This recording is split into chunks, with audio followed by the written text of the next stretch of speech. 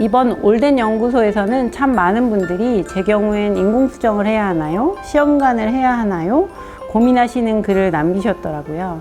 나이, 난소 기능, 그리고 정자 상태 등 남겨주신 정보를 토대로 각각의 케이스에 대해 전문가 입장에서 의견을 드려보도록 하겠습니다.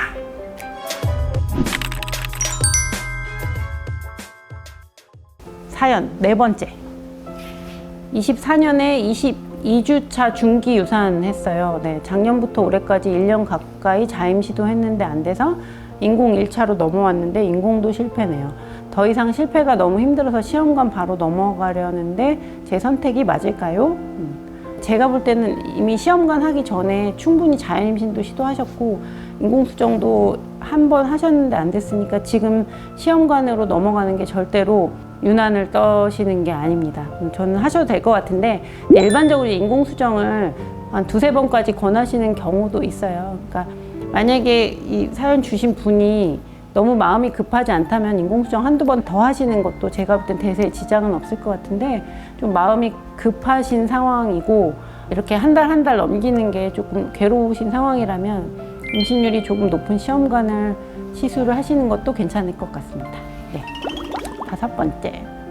남편 정액량 및 운동성 평균이 상이나 정상 정자 1%로 난임 진단 받았어요. 이번 달에 처음으로 인공 1차 했고 화요되고 생리 터져서 내일 병원 방문하는데 인공 2차를 할지 시험관 1차로 넘어갈지 고민이 큽니다. 이 전문가들 사이에서요, 다른 건 다 정상인데 정상 정자의 비율이 적을 때 어떻게 해야 되냐, 이거에 대해서 가이드라인이 확실하지는 않아요. 네. 그러니까 이게 지금 실제로 난임 기간이 좀 길었고 그런 상황에서 정액 검사를 하셨고 그렇게 순서, 그러니까 뭐라 해야 되지? 정석대로 이렇게 진행을 하셨다면 저도 고민이 되는데, 제가 설명을 드릴 때는 인공수정은 포인트가 남편분 정자의 운동성이 안 좋을 때 도움을 받을 수 있다.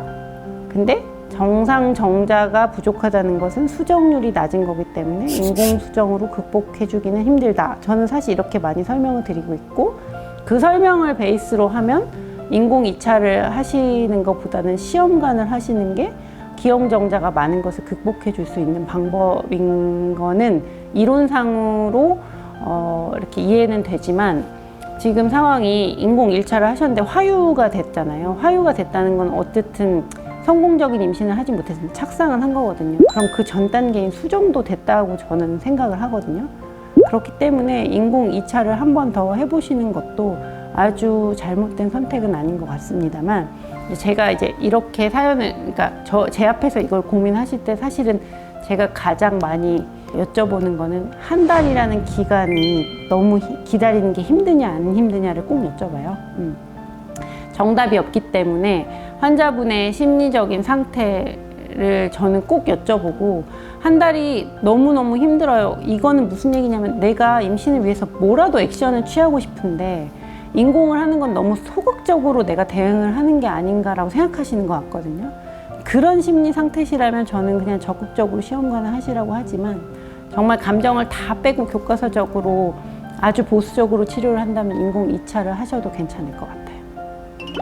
나이가 38세고 적지 않아서 사실 인공수정도 하지 않고 곧바로 시험관 하라는 말도 들었는데 제가 무서워서 인공을 먼저 해보기로 했습니다. 인공 1차는 로또라고 해서 기대를 안 했는데 인공 2차는 좀 기대를 했었습니다. 그런데 결국 2차도 실패로 끝나고 원래 계획대로 시험관을 하려고 했는데 막상 하려니 겁이 나네요. 2년 전에 갑상선암 수술을 받기도 했고요. 건강이 좋지도 않고 체력이 좋지도 않은데 시험관이 무리 없이 하시는 분이 계신가요? 의견 부탁드려요. 네. 어쨌든 생물학적으로 35세가 넘어가면 저희가 고령 임신이라고 말씀을 드리고 임신율이 떨어지는 건 사실입니다만, 이 난임센터에서 근무하는 이 현장에서 봤을 때 난소의 기능이 아주 1.0 미만의 난소 기능 저하만 아니시라면 38세에도 38세라는 이유만으로 바로 시험관을 하실 필요는 없을 것 같아요. 인공 1차가 로또라고 말씀하셨는데 그거는 무슨 얘기냐면 인공수정의 성공 확률이 낮다는 얘기거든요. 15에서 20% 정도 얘기하니까. 그래서 1차, 2차 안 됐으면 뭐 시험관이 아직은 두려우시면 3차까지 해보셔도 되고요. 뭐 꼭 몇 차까지만 해야 된다는 기준은 없는데 일반적으로 저희는 누적 임신율 때문에 3차까지만 권해드리고 있고 그 다음 단계인 시험관으로 이제 넘어가시기를 권해드리지만 아직 준비가 안 되셨다면 왜냐면 계속 주사 맞고 해야 되기 때문에 본인 의지가 없으면 쉽지 않기 때문에 아직 시험관에 대해서 좀 두려움이 있으시거나 하면 4차, 5차, 6차까지 하셔도 크게 잘못되지는 않은 것 같아요. 근데 이제 여기서 이제 본인이 갑상선암 수술을 하셨고 건강이 좋지도 않고 체력이 좋지도 않는데 시험관에 무리 없이 하시는 분이 계신지 의견을 부탁드린다고 했는데 체력이 좋지 않은데 무리 없이 시험관 하신 분도 사실 많이 계시긴 하는데 네, 이게 과배란에 대한 좀 두려움이 있으신 것 같은데 과배란을 하면 여자의 몸이 많이 망가진다고 이제 생각을 하시는 것 같은데요.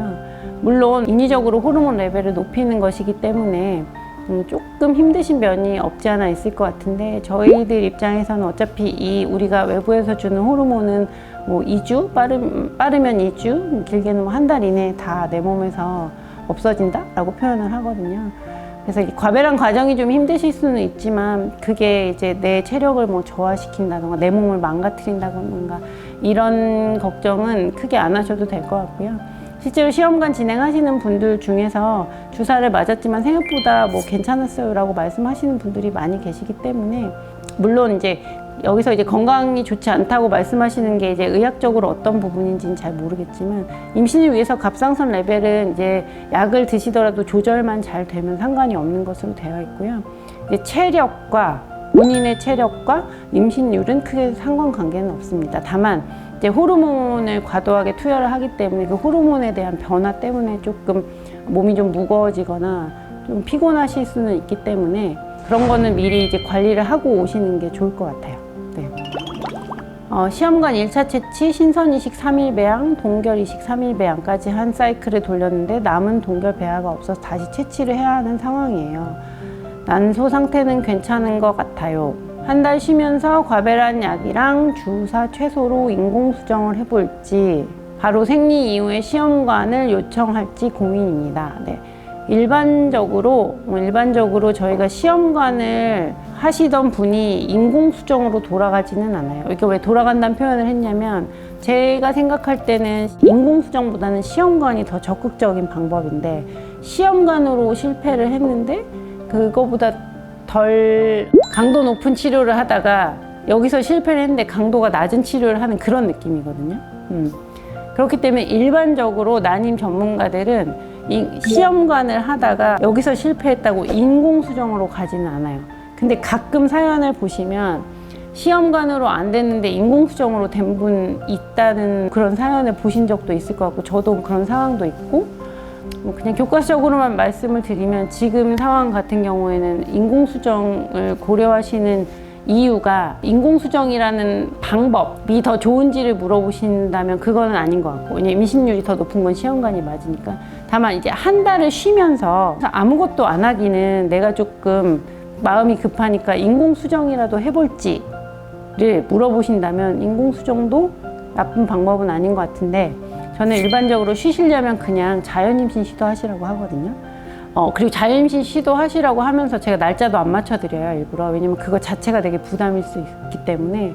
쉬시려면 그냥 푹 쉬시고 주사도 쓰지 말고 그냥 쉬시고 부부관계도 좀 자유롭게 하시라고 말씀을 드리고 있기 때문에 이 사연에서는 쉬는 게 포커스라면 인공수정을 하셔도 되지만 임신의 방법을 바꾸는 것으로 인공수정을 고민하신다면 저는 추천하지는 않습니다. 20대 후반이고 다낭성이 있어서 배란 유도제 먹으면서 날짜 받아 자연임신 시도했지만 전부 실패하고 인공수정했어요. 네. 1차에 성공했지만 아기집과 난항까지 보이고 유산됐습니다. 인공 1차에 성공을 했으니 2차, 3차 해볼까 싶다가도 차라리 시험관을 바로 하면 유산 가능성이 줄어들까요? 지금 저와 같은 상황엔 다음을 인공과 시험관 중에 뭘 할지 의견 부탁드립니다. 네. 여기서 키포인트는 시험관하기 시술을 한다고 유산율이 낮아지지 않는다는 겁니다. 네. 그렇기 때문에 반드시 그게 포커싱이시라면 시험관하기로 바로 가실 필요는 없고요. 인공 1차에 성공하셨으니까 인공 2차, 3차 해보시는 것도 나쁠 것 같지 않고 충분히 인공수정을 시도하셨다가 안 되면 그때 시험관을 고려해 보셔도 괜찮을 것 같아요. 시험관을 한다고 유산율이 떨어지진 않습니다.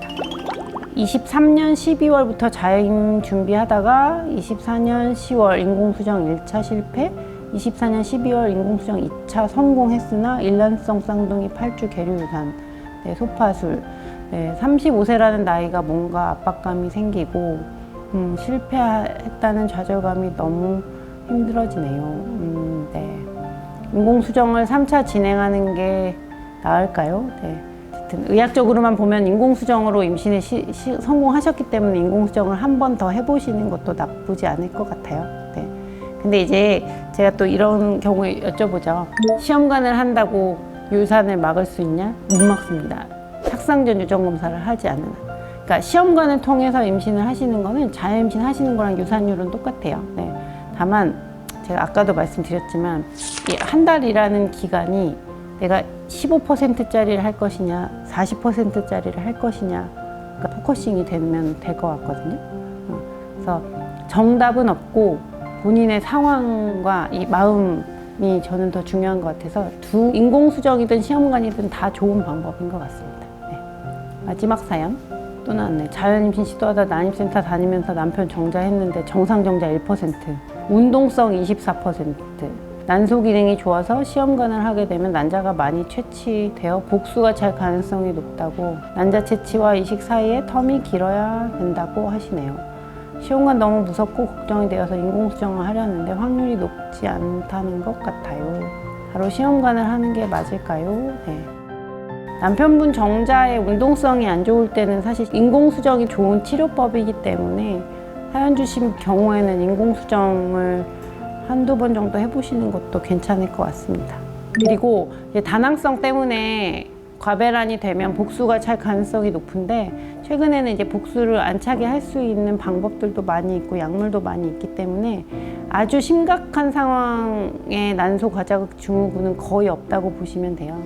다만 이제 난자가 20개 이상 나왔을 때는 한 3, 4일 정도 복수가 차는 경우는 있는데 이제 그런 경우에도 한 5일 정도 지나면 대부분은 좋아지시는 경우가 많기 때문에 복수차는 즉 난소 과자극 증후군을 너무너무 두려워하실 필요는 없을 것 같은데 어쨌든 그 복수가 차는 3에서 5일 동안은 조금 힘들기는 하니까요. 지금 상황 같은 경우에는 남편분 정자의 운동성이 안 좋은 상황이기 때문에 인공수정으로 한두 번 정도 시도를 해보시는 것도 괜찮을 것 같고요. 인공수정을 할 때는 과배란의 개수를 3개에서 5개 정도로 좀 적게 하고 시험관을 하게 되면 15개 이상을 만들기 때문에 복수 차는 게 두려우시다면 인공수정을 하시는 게 맞는 것 같습니다.